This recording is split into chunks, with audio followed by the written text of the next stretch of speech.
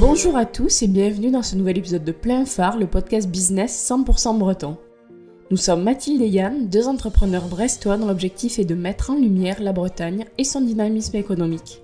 Nous avons le plaisir de vous présenter Théo Després, le cofondateur de Filet Fab. Souvent cité par nos précédents invités, Filet Fab est la filière française de recyclage des filets de pêche installée à Plougonvelin. À partir des filets de pêche usagés, l'entreprise fabrique Nilo, un plastique recyclé qui permet de créer des produits tels que des montures de lunettes, des montres ou des dérives de planches de surf. Actuellement, plus de 200 pêcheurs bénéficient du savoir-faire de Filet Fab et l'équipe compte bien capter 100% des filets de pêche en polyamide d'ici 5 ans. En pleine levée de fonds, ils espèrent bien convaincre des investisseurs. Une belle entreprise avec des valeurs écologiques fortes que nous présente Théo. On vous souhaite une très bonne écoute.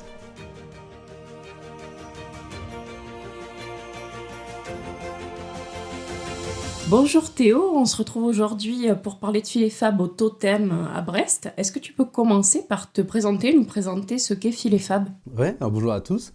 Je m'appelle Théo Després. Je suis arrivé à Brest il y a maintenant 9 ans pour des projets d'études. Et j'ai commencé Filet Fab aussi pendant mes études en licence 3 aux Beaux-Arts. Et c'est un projet étudiant qui après s'est transformé en association et maintenant en entreprise. Donc je suis un des cofondateurs et j'en suis très heureux. Et maintenant, je suis le président de la société. Donc Filet Fab, c'est une entreprise où on met vraiment en avant nos valeurs sur le territoire, le fait de travailler avec tous les acteurs du monde maritime pour recycler les filets de pêche. On souhaite vraiment répondre à cette problématique qui existe depuis maintenant bien une vingtaine d'années en France, même plus. Il n'y a vraiment pas de filière de recyclage de ces engins de pêche en France. Tout est envoyé à l'étranger ou enfoui, etc. Et Filet Fab, en fait, est né de ce constat. On pensait qu'il y avait déjà des choses de fait quand on a commencé en tant qu'étudiant. La démarche était vraiment à la base expérimentale. Donc, on était étudiant designer. Donc, nous, c'est la matière qui nous intéressait. C'était de voir comment on pouvait la transformer. Et surtout d'y apporter un nouveau discours, en fait, une nouvelle valeur ajoutée aux yeux du grand public. Et aussi des professionnels de la mer qui voyaient juste un déchet. Nous, on s'est dit que ça peut être transformé en ressources et surtout être un lien vers beaucoup d'univers différents. Et c'est ce qu'on a réussi à faire entre le monde de la pêche et le monde de la plasturgie aujourd'hui.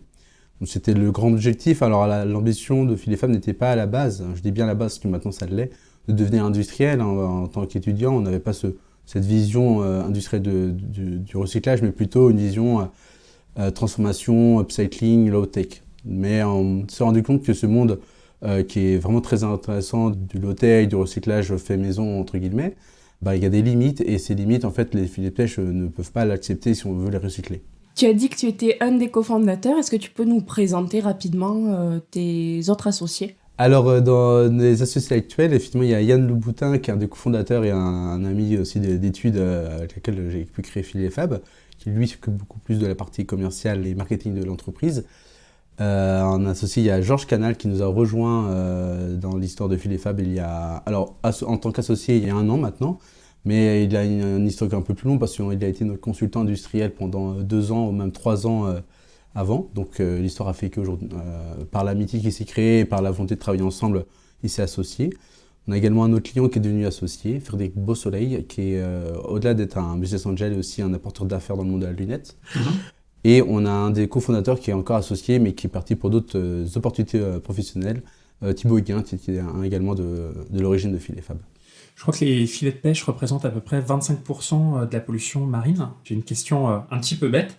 Comment est-ce que ces filets se retrouvent en déchets dans la mer ? Est-ce que c'est les pêcheurs qui les abandonnent quand ils sont usagés ? Ouais. Ou alors est-ce que c'est les filets qui craquent dans la mer et du coup c'est des restes de ces filets qui se retrouvent à polluer les océans. La pêche fantôme, c'est une problématique qui est connue de tous. Alors, pour expliquer un peu le pourquoi, aujourd'hui, il n'y a pas qu'une seule raison. Effectivement, il peut y avoir des maladresses et je parle bien dans le monde parce que les 25% c'est mondial, des gestes qui ne sont pas les plus intelligents par rapport à ça. Mais aujourd'hui, moi, avec tous les pêcheurs que j'ai pu échanger, notamment les pêcheurs français, la plupart c'est des causes accidentelles. C'est soit par exemple en Méditerranée les fonds rocheux, donc les filets s'accrochent et le bateau va pas non plus les accompagner sous l'eau. Soit c'est aussi de la plaisance qui peut faire des fois ne pas faire attention au balisage, ça coupe un filet quand il passe ou il le coupe pour passer. Non, c'est énormément de sujets différents. Mais aujourd'hui, les pratiques et les bonnes pratiques des pêcheurs, en tout cas, et moi je les défends par rapport à ça, par rapport à leur comportement, c'est la mer, ce qu'il faut savoir, c'est leur lieu de travail. Donc soit ils la polluent, ils n'ont plus beaucoup de boulot, et aussi les engins de pêche sont quand même un coût assez énorme.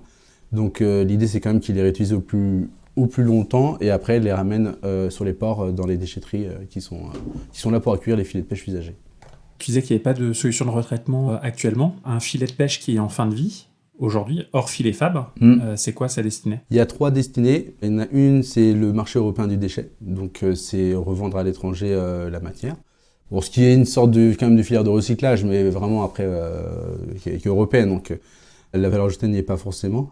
Soit c'est de l'enfouissement, mais les sites d'enfouissement commencent à refuser les filets de pêche, ou de l'incinération, et qui refusent également à incinérer et à faire de la valorisation énergétique avec. Et pourquoi ils refusent? Parce que les filets de pêche, c'est un déchet qui se prend partout, c'est compliqué à traiter, c'est très compliqué à traiter, quoi. Ils le font parce que de toute façon, il faut bien quand même en faire quelque chose quand ça va pas dans une filière de recyclage européenne ou chez nous, mais c'est... Est-ce que c'est ce constat qui vous a poussé à créer Filet Fab et à vous focaliser sur les filets de pêche usagés? Alors il y a deux raisons. Il y en a une, effectivement, de se dire qu'on pouvait, nous, plus à l'époque, en tant que jeune étudiant, d'avoir un petit impact, de faire un projet aussi qui nous plaît, de sortir un peu du cadre scolaire qu'on pouvait nous vivre à côté. Donc ça, c'était déjà une des premières raisons de se lancer dans un domaine qui était pour le coup inconnu à l'époque. Et la deuxième raison, c'est toute l'histoire en fait qui est l'univers du monde de la pêche qu'on arrive à valoriser derrière. C'est un univers que je trouve qui est hyper intéressant dans les personnes, dans la technique, dans le vécu aussi des pêcheurs, des gestionnaires de port. Et tout ce réseau en fait qui se tourne, qui est autour d'un port autour d'un port, c'est une complexité, on va dire, publique et d'acteurs, etc., qui est hyper challengeante à se dire, on a réussi à répondre à des problématiques de multi-acteurs. Et ça, c'est aussi l'une des raisons quand même qui nous pousse aujourd'hui à vouloir être dans cet univers de la pêche. Sans nous dévoiler tous tes secrets industriels, est-ce que tu peux nous expliquer un petit peu le process de revalorisation que met en place Filet Fab? C'est un cycle qui est assez généraliste dans le recyclage. C'est quand on collecte la matière et qu'on la reçoit chez nous, on la trie. On trie les filets parce qu'il y a des parties de filets qu'on ne peut pas aujourd'hui recycler avec l'ensemble des nappes. Ce qu'on appelle les nappes, c'est vraiment la partie maillante des filets. Donc ça, on les sépare. Après, il y a du broyage. Donc ça, c'est la nappe qui passe en broyage et qui devient des brins de filet. Et ce brin-là, après, il est fondu dans une sorte de ligne de production qui permet en fait d'extruder. En fait, pour imager, c'est un peu comme du dentifrice, c'est une pâte qui sort en fait tubulaire, qui vient être découpée et ça fait des granulés. Ok. Et du coup, toutes les matières de filets de pêche peuvent être recyclées, ou vous vous concentrez sur certains types de filets de pêche qui sont faits dans certaines matières? Ouais. Alors théoriquement, tous les engins de pêche pourraient être recyclés parce que c'est du plastique. Après, le problème, c'est la partie du tri, c'est la partie du volume aussi qui est liée à ça. Donc nous, on s'est concentré aujourd'hui sur un type d'engin de pêche qui s'appelle les filets fins, donc des métiers du filayeur. Et ce filet fin, il est en polyamide 6, donc pour donner un peu de termes techniques, sinon c'est du nylon. Et ce volume-là, il est beaucoup plus conséquent en termes de tonnage et beaucoup plus aussi intéressant en termes de marché derrière pour la refonte. Où et comment récupérez-vous les filets de pêche usagés? Alors il y a énormément de scénarios différents. Aujourd'hui, il y en a, on va dire 3. Soit le premier, on passe avec un marché public. Donc là, typiquement, pour donner un exemple, avec le port de Lorient, on travaille avec Guy Environnement qui sont de Brest. Et eux, ils ont répondu au marché du déchet portuaire avec une partie du coup filet de pêche, et ils nous ont proposé d'inclure du coup notre solution pour le port afin d'avoir une traçabilité de l'Orient à chez nous. Donc ça, c'est un cas vraiment les ports les plus importants comme l'Orient ou même dans le département 29. Sinon, on peut aussi passer directement avec les pêcheurs. Il y a 2-3 pêcheurs avec qui on travaille pour collecter en direct. Ça, c'est parce qu'ils ont un volume assez intéressant pour faire un transport, entre 5 et 7 tonnes à peu près. Soit on passe également avec les démonteurs professionnels. Ça, ce sont des entreprises, des indépendants qui travaillent pour les pêcheurs pour remonter le filet, donc le cordage pour le remonter. Mais la nappe, elle, est déchet. Et donc nous, on travaille avec. Soit on travaille des communes directement ou avec un ensemble de ports pour créer une filière commune à différents ports pour massifier, avoir un circuit court, etc. Donc là, ce que vous retraitez, c'est des filets qui sont rapportés. Est-ce que vous avez la possibilité aussi de traiter les filets qui sont perdus dans la mer? Dans la mer? Non. Ou est-ce que c'est tout simplement techniquement possible de récupérer ces filets-là? C'est très compliqué de récupérer des filets ou des engins de pêche dans la mer. Déjà, il faut escafandrier. C'est des process mis en place par des scientifiques parce qu'il ne faut pas détériorer tout l'environnement marin. Nous, c'était pas notre métier de base, c'était pas notre volonté. Nous, on a préféré prendre la problématique le fait que certains ports et certains pêcheurs n'ont pas accès à des zones de collecte et de dépôt de filets de pêche usagés, de prendre cette problématique-là à la source pour justement mettre en place vraiment des circuits très intéressants sur tout le littoral français. Comme tu nous l'as expliqué tout à l'heure, vous transformez les filets de pêche usagés en granulés que vous avez brevetés sous le nom de Nilo. Est-ce que tu peux nous expliquer ce que c'est et à quoi ça sert? Le Nilo? Oui. Le Nilo, alors le Nilo, c'est une marque, on n'a pas de brevet, c'est la marque qu'on a déposée. En fait, c'est un granulé qui est maintenant après réintégrable et réinjectable dans différents secteurs de marché de la plasturgie, cosmétiques, jouets pour enfants, lunettes, sport outdoor, etc. Et donc ça permet en fait aux clients qui nous achètent ce granulé-là de le réintégrer dans leurs produits éco-conçus, de le valoriser leur démarche RSE auprès de leurs clients et d'apporter une vraie traçabilité du monde de la pêche aux clients pour justement avoir cette filière de recyclable qui valorise tous les acteurs de la chaîne. Est-ce que ce plastique-là a un avantage par rapport aux autres plastiques recyclés qu'on peut trouver sur le marché? Son avantage, c'est du nylon. Donc en soi, le nylon dans le monde de la plasturgie, on va dire classique, c'est un plastique noble, enfin ça se dit noble, technique, performant, qui est utilisé dans énormément de marchés différents. Donc oui, il y a un grand intérêt. En fait, on a une chance, nous, d'avoir ce gisement, ce volume de nylon accessible sur le port. Là où, normalement, on le voit dans l'électroménager, dans l'automobile, donc des petites pièces, des petites choses comme ça, donc très compliqué après à recréer des filières valorisantes post-consommation. Donc on est une des seules filières de recyclage post-consommation du nylon. La plupart du temps, c'est post-industriel, auprès des injecteurs, etc. Donc ça, c'est ce qui fait la grande force du Nilo. Et donc après, les clients peuvent... Là, ce qu'on commence à proposer aux clients aussi, pour aller plus loin dans la démarche, c'est que leurs produits, on va pouvoir les recycler derrière. Donc vraiment d'aller au bout de la chaîne, de réutiliser le Nilo plusieurs fois, en fait, parce qu'il peut être réutilisé plusieurs fois dans sa vie d'utilisation d'un client. Est-ce que c'est comme le verre à l'infini ou est-ce qu'il y a quand même... Non, il y a une limite. Il y a une limite, on est à 4, 5. Okay. Parce qu'après, il se détériore quand même petit à petit. Là, on a la deuxième. Voilà, à 4 déjà, ça serait une belle vie pour un granulé. Ouais. Tu peux nous donner quelques exemples de produits qu'on peut concevoir avec Nilo? Dans les exemples, ce qui est sorti, il y a eu plusieurs gammes de lunettes avec la marque Armor Lux et Acuitis. On a fait un trio pour créer le premier produit fabriqué en filet de pêche recyclé en France. Aujourd'hui, il y a Rip Curl ce vendredi qui sortent aussi leur gamme de lunettes, ça y est, c'est officiel. Il y a eu des ailerons de surf avec la marque Tie Outdoors qui sont sortis cet été. Et Tie Outdoors, elles sont basées à Vannes, qui a été injectée à Cognac, donc vraiment sur des produits fabriqués France. Ulysse Nardin, pour aller dans un monde un peu plus de niche, a sorti sa gamme de montres, la DiverNet, avec des parties en filet de pêche recyclé. Donc c'est vraiment différents produits qui sont accessibles. Donc là, vous collectez des filets, vous transformez, vous récupérez du plastique. Est-ce que tu peux nous expliquer un petit peu ton business model? Sur quelle partie est-ce que vous vous rémunérez? Comment est-ce que vous gagnez de l'argent sur tout ça? Principalement la vente du granulé, donc c'est un prix au volume, à la tonne. Donc ça, c'est vraiment l'activité phare de Filet Fab, c'est ce qui va faire le business model de Filet Fab. On a également un métier qui est lié à ça sur la partie filière, où en fait on est consultant auprès des acteurs publics pour créer leur filière de recyclage.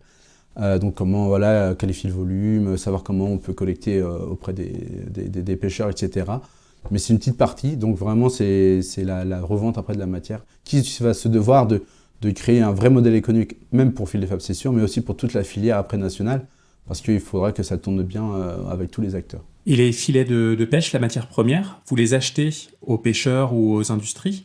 Ou alors, est-ce qu'ils vous les donnent gratuitement? Non. Alors, il peut y avoir des coûts d'achat quand on est en marché public avec certaines qualités attendues. Par exemple, auprès de Guyot, il y a des cahiers des charges, etc. Sinon, les pêcheurs ne veulent pas pour le moment. Eux, déjà, ils sont déjà contents qu'on puisse valoriser toute cette partie-là. Sinon, par exemple, auprès des communes, elles, de base, elles avaient un prix, entre guillemets, un coût de gestion de déchets. Nous, on leur dit, vous mettez bien, il faut stocker bien la matière. C'est nous qui prenons en charge le transport de la matière, mais en contrepartie, la matière est gratuite pour nous. Okay. Donc voilà, on a après de la négociation là-dessus Mais en soi, c'est un coût quasi zéro pour nous. Ouais. Okay. Et de toute façon, j'imagine que les pêcheurs, s'ils le retraitaient dans des filières plus classiques, ils auraient des coûts... Ça leur coûterait... ouais. Donc voilà. Ouais. Donc c'est tout bénéfice. C'est ça. Pour les industriels qui achètent Nilo, quel est le surcoût par rapport à un plastique non recyclé ? C'est leur surcoût, c'est leur valorisation de leur démarche RSE. Aujourd'hui, ils n'arriveraient pas à valoriser aussi bien un plastique vierge qu'un plastique recyclé. Donc nous, derrière, on apporte quand même une valeur ajoutée auprès de la matière. On a forcément un prix plus élevé que la matière vierge, parce que de toute façon, le but, c'est pas d'être au même prix, c'est de valoriser toute la chaîne de recyclage derrière. Donc c'est ça leur surcoût, c'est leur volonté d'apporter un produit de... Alors je ne veux pas dire de plus de qualité parce que la matière vierge c'est qualitatif, mais comme plus qualitatif environnementalement parlant, sociétalement et avec une matière traçabilisée. Donc c'est un investissement et pas un C'est coût. un investissement, mais après qui est reporté sur leur prix de vente derrière de produits.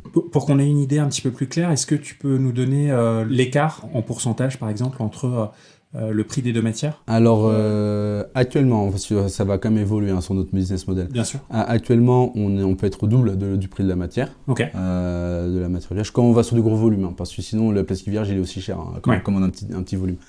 Mais après, nous, on va sans doute être, alors on ne sera pas à 50% plus cher, mais peut-être dans quelques années, quoi. Donc, on devrait s'approcher à 2-3 euros près du prix vierge, quoi. Ok. L'achat des machines de recyclage a certainement coûté cher, 600 000 euros si je dis pas de bêtises. Globalement un peu plus, mais oui, les plus grosses machines, on va dire c'est ça, ouais. Mais vous avez reçu plusieurs prix et aides pour développer Filet Fab. Ouais. Quels sont les acteurs publics et privés qui vous ont soutenu ? Alors, pour faire la liste, les principaux acteurs publics, c'est la région Bretagne, qui je pense nous suit depuis quasiment 6 ans peut-être. Elle a vu tout, étudiants, associations et entreprises. On a également eu une très très belle aide, une très belle subvention des fonds européens du FEAMP, avec le Pays de Brest métropolitain, qui nous ont permis de financer à 80% de notre broyeur, et on a encore une enveloppe pour les prochaines machines. On a gagné des concours, effectivement, alors soit des concours entrepreneuriat social avec Live for Good.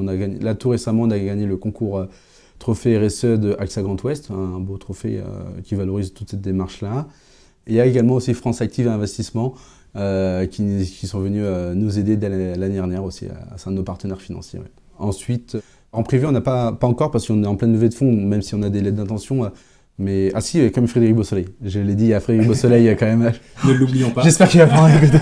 Non, je l'oublie surtout pas. Non, oui, il y a Frédéric Beausoleil, notre premier client qui est venu dans l'aventure avec un apport et en plus du marché derrière de la lunetterie. Ouais.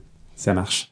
Aujourd'hui, il y a une tendance actuelle qui est assez forte à se débarrasser du plastique, ou en tout cas de la production primaire de plastique, et à passer sur des plastiques recyclés. Ce que tu disais très bien tout à l'heure, c'est un investissement RSE. Là, les industriels cherchent aussi d'autres matières pour remplacer le plastique. C'est quoi ta vision de l'avenir du plastique recyclé ? C'est vrai que oui, effectivement. Alors en fait, moi je me dis, effectivement, il y a d'autres matières maintenant qui arrivent pour commencer à remplacer le plastique, et c'est très bien. Mais quand je vois les volumes de plastique qui vont être encore fabriqués dans les prochaines années, je pense que la filière de recyclage a encore beaucoup de choses à faire. Donc en fait, il n'y aura pas une seule solution. Tant qu'on produit du plastique, il faudra trouver des solutions de recyclage. Alors ça, c'est sur tous les domaines différents, hein. C'est pas que sur la pêche. La filière de recyclage, elle sera toujours là pour ça. Et voilà, donc, si un jour la filière de recyclage a plus de plastique que produit, là on aura gagné, quoi. Mais je pense que c'est encore dans un petit moment quand même. Donc Filet Fab a de longues et belles années devant elle. Oui, c'est ça, c'est tant qu'il y a des filets. En fait, nous, ce qu'on veut éviter, c'est vraiment toute la non-valorisation du plastique, quoi. C'est ça notre objectif, quoi. Filet Fab vient de débuter une levée de fonds. Est-ce que tu peux nous dire pourquoi ce choix et quels sont vos objectifs ? Alors, cette levée de fonds, pour nous, c'est un vrai dans notre stratégie. Pourquoi ? Parce qu'aujourd'hui, on arrive à une étape, effectivement, on a pu faire des premiers chiffres d'affaires qui montrent qu'il y a de l'attraction commerciale pour cette année et aussi pour les prochaines années. Donc ça, c'est une force que l'on peut présenter en levée de fonds. Également parce qu'aujourd'hui, on veut passer à une échelle d'internalisation. On a une machine actuellement de broyage. Et nous, l'objectif pour être plus performant commercialement et industriellement, c'est d'internaliser parce que les courbes le montrent. Et donc d'avoir vraiment toute sur notre site industriel à Plougonvelin, d'avoir la ligne complète de recyclage. Donc ça, c'est une première étape. La deuxième étape, c'est aussi le développement et l'intégration de compétences chez Filet Fab. Là, on n'est que 3 co-dirigeants, mais voilà, le développement va nous demander d'intégrer des compétences commerciales, de production, de déploiement à l'étranger, de coordination de filières également en France. Donc voilà, ça va aussi pour vraiment avoir une structuration d'entreprise qui est une entreprise, quoi. Pas juste 3 dirigeants qui essaient vraiment de tout faire actuellement. Et le déploiement effectivement à l'étranger, parce que la France va à un moment donné nous limiter en volume. Donc nous, l'idée, c'est d'aller déployer notre savoir-faire, parce qu'il y a déjà de la demande, et parce que il y a des filets de pêche un peu partout quand même dans le monde, quoi. Ça, c'est sûr, effectivement, à chaque fois qu'il y a des océans, Ouais, j'imagine c'est qu'il y a ça. de la matière. Et c'est quoi le montant que vous espérez récolter avec cette levée de fonds? À la levée de fonds en equity, c'est 550 000 euros. Imagine que notre audience est composée d'investisseurs. Qu'est-ce que tu dirais pour les convaincre d'investir chez Phil et Fab en 1 minute?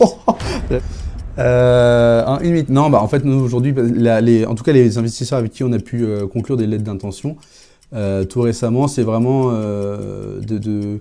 de venir participer à une démarche, je pense, qui a tous ses intérêts pour la société, pour l'environnement, pour même eux se sentir aussi engagés. Aujourd'hui, c'est ce qu'ils recherchent. Quand on coche les cases des investisseurs actuels, c'est vraiment cet impact que l'on a auprès de l'environnement. Et puis c'est participer à une aventure humaine. Nous, on est très pragmatique, on est très de terrain. Nos expériences professionnelles, personnelles font qu'aujourd'hui, nous, on n'est pas des discours de très start-up à vendre beaucoup de choses, à vendre du rêve, etc. C'est de l'industrie, c'est du recyclage, c'est de la régénération. On a affaire aussi aujourd'hui à un monde de la plasturgie qui est là, qui a des process longs. C'est vrai, commercialement, c'est long. Mais il y a de la demande qui est là. Les marques aujourd'hui qui sont venues nous voir, du Decathlon, du Rip Curl, c'est pas pour rien aussi.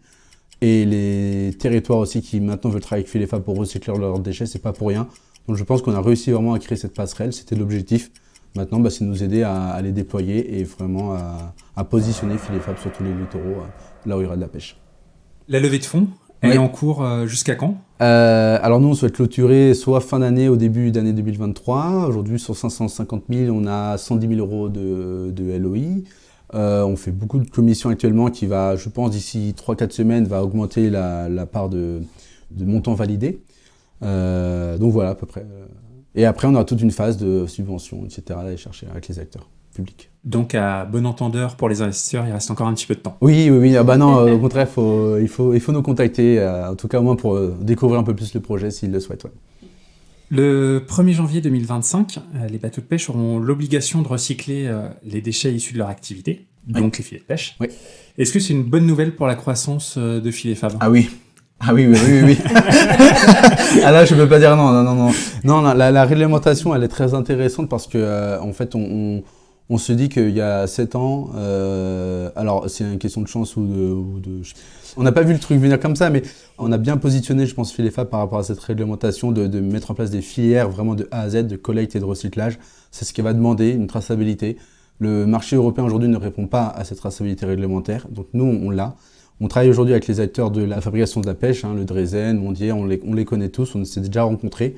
Donc on travaille vraiment en synchronisation pour vraiment installer cette filière de recyclage. Il y a encore du travail, il y a encore des chiffres à avoir, il y a encore le modèle à construire. Mais non, nous, c'est une vraie chance et ça montre vraiment notre positionnement, il est intelligent par rapport aux attentes réglementaires. Et pas qu'en France, dans tous les États membres. Donc ça montre aussi le marché potentiel pour nous. Quels sont les risques d'un développement de la concurrence quand on est first to market, surtout dans le domaine du recyclage où il y a des mastodontes solidement implantés à l'échelle nationale et internationale comme Suez ou Veolia? Ouais, alors effectivement, c'est très intéressant. C'est pour ça qu'on s'est très vite positionné en tant que partenaire auprès de ces structures-là, auprès de Guyot, auprès de Veolia. On a déjà bien échangé aussi avec eux. On a évité d'aller en fait à la confrontation, de se dire non, c'est nous qui allons faire ça, parce qu'en fait, les moyens qu'il faut en termes de collecte, de traitement de déchets sur un port, Phil et Fab ne les a pas. Ça ne sera pas forcément son métier. Donc au contraire, on est très vite allé les voir en leur disant ok, on est encore petit, on fait peut-être encore 10 tonnes et vous en faites sans doute 500 000 à l'année. Mais si vous nous accompagnez à vraiment nous déployer en termes de filière et de collecte, on peut aussi vous aider à apporter des solutions concrètes et locales à certains ports. Et donc vraiment avancer plutôt de manière partenariale. Et c'est ce qui va aussi peut-être, ce qui a un peu aussi, alors empêcher, je ne sais pas, mais s'ils se sont dit, de manière, ces filières de niche, c'est quelques centaines de tonnes à l'année pour eux, ils préfèrent en fait aujourd'hui apporter leurs solutions et aider une jeune entreprise à Plougonvelin que d'aller dessus et après d'aller encore chercher des démarches derrière de commercial.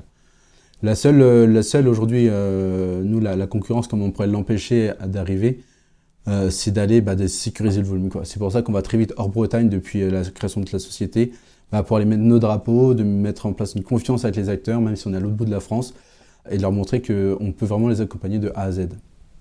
Là, vous travaillez actuellement avec 200 pêcheurs à peu près, c'est ça? Un petit En peu plus peut-être bénéficiaire, maintenant ouais. Bénéficiaires, ok. On les connaît pas tous, hein, mais c'est par rapport au nombre de pêcheurs par port. Ça marche. Là, il y a à peu près un petit peu plus de 4000 bateaux de pêche professionnels immatriculés en France. C'est quoi votre stratégie pour rendre votre entreprise scalable? Pour passer de 200 à une part non négligeable de ces 4100 et quelques bateaux. Alors, je pense que les 4000, c'est tout engin de pêche confondu. Donc, nous, aujourd'hui... Oui, tout à fait. Ouais, c'est pas que les... Ouais, c'est ça, oui. D'accord. J'ai plus le chiffre des fileyeurs en tête, mais c'est aussi une bonne partie. Déjà, pour répondre à tous ces bateaux, c'est d'aller sur les différents types d'engins de pêche. Chalut pélagique, chalut de fond, seine à thon, voilà, enfin, il y en a plein. La palangue également. Parce que, en fait, quand on refait un passerelle avec la réglementation, parce que, du coup, ils sont concernés, la réglementation, elle va concerner tous les engins de pêche. Donc, nous, on se doit d'aller développer notre modèle de recyclage et de valo sur tous les engins de pêche. Ensuite, c'est aussi de très vite aller concrétiser nos filières hors Bretagne et en Bretagne également. Quand tu parles de filière, c'est quoi? C'est Alors, pour la récupération ou pour le traitement? les deux. Okay. Les deux. Là, on a déjà mis en place des partenariats pour monter les filières, donc monter on va dire le modèle économique de chaque filière. Maintenant, c'est de passer par des phases de test de l'eau de 10, 15 tonnes et après d'aller structurer localement s'il faut des choses. Donc de remonter des usines potentiellement ailleurs aussi? En France, il y aura potentiellement dans le sud de la France parce Ok. que c'est des engins qui sont vraiment différents de ce que nous on peut avoir ici en Bretagne. Mais globalement, il y aura quand même un site de régénération qui sera à Plougonvelin. Mais peut-être que le pré-traitement, le tri, alors le tri c'est sûr, et le broyage pourrait se faire aussi dans d'autres endroits. On va vraiment travailler là-dessus avec les acteurs. Et par contre, à l'étranger, ça sera de monter effectivement des usines localement. Vous envisagez de capter 100% des filets de pêche en polyamide d'ici 5 ans. Est-ce que c'est uniquement en France, en Europe ou carrément dans le monde entier? Ah oui, l'idée c'est vraiment d'apporter une solution. Alors si on n'a pas les 5 ans, s'il faut 8 ans, ça sera 8 ans. Mais oui, c'est 100% des filets et même des autres engins de pêche. Hein. Les chaluts pélagiques, c'est du nylon aussi, hein, donc c'est aussi du tonnage en plus. Donc non, c'est vraiment d'avoir une chaîne de recyclage sur le 100% de PU ramené au port. Et après, l'étranger rajoutera du volume, hein, ça c'est sûr. Ouais. Le Maroc, par exemple, avec qui on avait pu déjà échanger, c'est 2000 tonnes minimum de nylon. Donc on est sur une autre échelle aussi industrielle, mais il y a beaucoup de volume à aller chercher. Ouais. Le nylon, c'est pas que les filets de pêche. Il y a pas mal d'objets qui sont faits en nylon. Est-ce que derrière, il y a un développement possible aussi sur d'autres catégories de produits hors pêche? Ouais, alors ça, c'est une belle réflexion qu'on a actuellement. Parce qu'effectivement, on a pu être déjà demandé pour recycler du nylon, mais en tant que prestataire. Bon, on n'est pas encore tout internalisé, donc forcément, c'est plus compliqué actuellement. Dans le futur, c'est quelque chose qu'on pourrait faire. Là, aujourd'hui, on a quand même, nous cette positionnement, c'est qu'on veut quand même rester le lien avec la pêche. En tout cas, de valoriser un granulé qui vient de la pêche, parce que c'est ce qui fait la force de nos granulés. Recycler du nylon qui vient de, je sais pas, alors j'ai pas envie non plus d'un autre domaine qui a moins l'univers de la mer ou choses comme ça, pourrait être un peu plus compliqué aujourd'hui à positionner commercialement. Mais non, mais en tout cas, on est ouvert aux opportunités, ça c'est sûr. Après, voilà, on a d'autres secteurs de produits semi-finis au-delà du granulé qui nous intéressent beaucoup. On commence déjà un petit peu à regarder avec des acteurs qui sont spécialisés dans ce domaine-là. Donc oui, après, voilà, on a un granulé, c'est la base. Voir maintenant qu'est-ce qu'on peut proposer d'autre qu'un granulé comme produit semi-fini aux entreprises. Ça va être aussi un objet de cross. Qu'est-ce qu'il y a d'autre comme produit semi-fini qui pourrait intéresser les entreprises? Ça, c'est stratégique. Merci beaucoup Théo d'avoir participé à ce nouvel épisode de Plein Phare. Avant de conclure, il nous restait 3 petites questions à te poser, nos 3 petites questions traditionnelles de fin d'épisode. Oui. La première, quel est ton endroit préféré en Bretagne? Alors j'en ai 2. Alors il y en a un, je me rappelle plus du nom, parce que je suis allé qu'une fois. Mais peut-être qu'on pourra retrouver là, c'est à la pointe de la... On va jouer au devinette. De l'île de Ouessant, j'y suis allé qu'une fois pendant les fanfares, faire une petite rando là-bas. Je sais plus comment elle s'appelle cette pointe-là, mais c'est magnifique. Mais j'avais adoré être tout seul là à regarder ça. Sinon c'est la pointe Saint-Mathieu, enfin toute la partie pointe Saint-Mathieu, le Conquet. Ça, moi, j'adore. Le boulot est à 2-3 minutes de là-bas, donc c'est génial. Donc voilà mes 2 endroits préférés. Et avis aux auditeurs, du coup, qui reconnaîtraient cette fameuse pointe. Ouais, j'ai plus le... on pourra regarder sur Internet pour être plus sérieux, mais en tout cas, cet endroit est magnifique, c'est sûr. Ouais. Qu'est-ce que c'est pour toi être breton? Alors, vu que de base, je ne le suis pas, donc c'est un peu compliqué. Non, par contre, non, moi, ce que j'aime beaucoup dans la Bretagne, c'est vraiment la partie l'humain, la partie vraiment le dynamique, je trouve, de solidarité qu'on peut avoir avec les acteurs, etc. Être breton, je pense que c'est ça. C'est aimer aussi le territoire. Moi, si je suis resté à Brest, c'est pas pour rien non plus. Normalement, je devais être là que pour 2 ans. Maintenant, j'y développe aussi une entreprise. J'ai fait un choix aussi de rester pour développer une activité qui n'existait pas encore en Bretagne à l'époque. Donc je pense que c'est vraiment toute cette solidarité, cet engouement. Dès qu'on a une idée, tout le monde essaie d'apporter son expérience. C'est ça que la solidarité, je pense, c'est ça qui est représentatif. Et dernière question, quelle est l'entreprise à suivre pour toi en Bretagne? Quelle est l'entreprise qui t'inspire? Ou les entreprises? Alors moi, il y a une entreprise que j'aime beaucoup, c'est l'entreprise de Yann Santer Guylaine, qui fait de la revalorisation de sédiments marins. Je trouve que c'est une très belle entreprise qui a eu...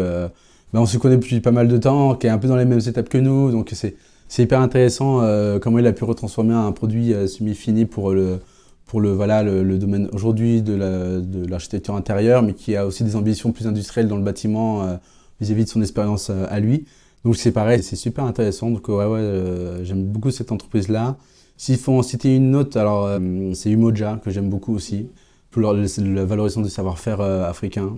En plus de base, vu que je suis originaire aussi de là-bas, donc forcément ça touche beaucoup. Et puis je trouve que c'est deux personnes, les cofondateurs qui sont qui veulent valoriser tout ça. Donc c'est super intéressant. Merci beaucoup Théo. Est-ce que tu peux nous rappeler l'adresse du site de Filefab, s'il te plaît? www.filefab.fr. Super. Et pour les auditeurs qui auraient encore quelques questions, qui souhaiteraient prolonger l'entretien, est-ce qu'ils peuvent te retrouver ou retrouver Filefab sur certains réseaux sociaux? Ah oui, LinkedIn, Insta, Facebook un peu moins, on est un peu moins dessus, mais sinon on a un formulaire sur le site internet qui est plus accessible et voilà toutes les questions et nous on sera là pour y répondre. Super, on remettra tous les liens dans les notes du podcast. Merci beaucoup Théo. Merci beaucoup à vous. Merci. Et bonne chance pour la levée de fonds. Merci. Un grand merci à Théo Després de nous avoir expliqué ce que fait Filefab au quotidien et sa vision pour l'avenir de l'entreprise. Nous espérons que cet épisode vous a plu également. Si vous souhaitez continuer cet échange avec Théo, vous pouvez retrouver les liens de son site et ses réseaux sociaux dans les notes du podcast. Merci à vous pour votre écoute, on se retrouve d'ici 15 jours pour un nouvel épisode. En attendant, retrouvez-nous sur nos réseaux sociaux Instagram, LinkedIn et Facebook ou sur notre site pleinphare-podcast.fr. N'oubliez pas de nous laisser un avis sur votre plateforme d'écoute favorite si l'épisode vous a plu. À très bientôt!